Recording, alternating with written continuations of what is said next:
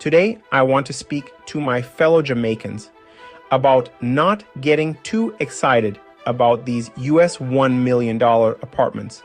Some people in Jamaica are getting excited about these overpriced luxury apartment buildings going up in Jamaica. I personally prefer to see mega large, all-inclusive hotels going up in Jamaica to provide jobs for Jamaicans rather than expensive apartments. Jamaica needs of lots of mega large hotels to be built across the where local people need these types of jobs. People should not need to leave the southwest of Jamaica.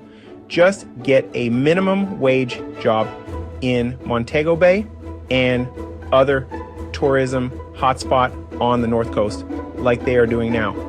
I know many people from St. Elizabeth who are now working in hotels on the North Coast of Jamaica.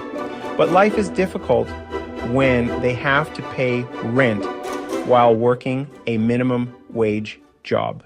Jamaica does need to be overrun with a lot of expensive apartments at the moment because a lot of ordinary Jamaicans, including bin men and supermarket workers who are taxpayers, could end up paying for these $1 million apartments if things go wrong. If the people buying these properties borrow money from the NCB or Scotia Bank and so on to purchase these overpriced properties, then if something goes wrong, these people will just go away and stop paying back their loans to these banks in Jamaica. Then, when the banks ran out of cash, people would not be able to withdraw their wages or savings from these banks. Hence, the government would need to step in and refinance the banks using taxpayers' money. This is what happened in the early 1990s when the banks were failing in Jamaica.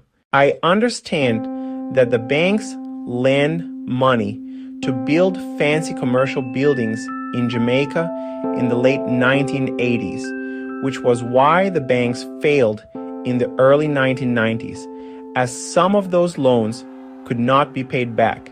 This is what led to the FINDAC crisis of the mid-90s.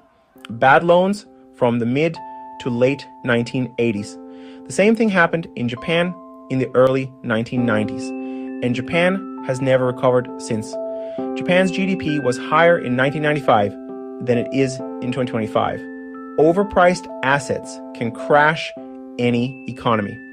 This is also what happened in the Great Meltdown in the USA in 2007, which spread to the UK and other European countries in 2008. A bit of that is currently in China since last year.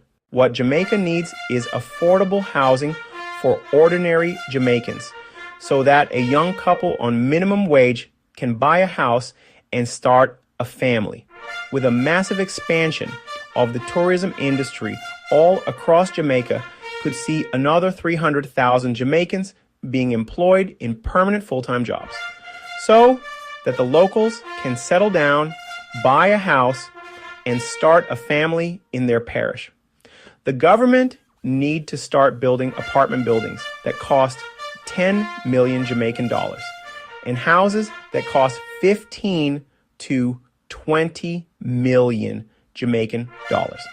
The biggest problem in Jamaica at the moment, in terms of politics and the country's finances, is that Jamaica has a tourism minister who does not understand how much extra hotel room Jamaica would need to accommodate an extra 1 million visitors each year.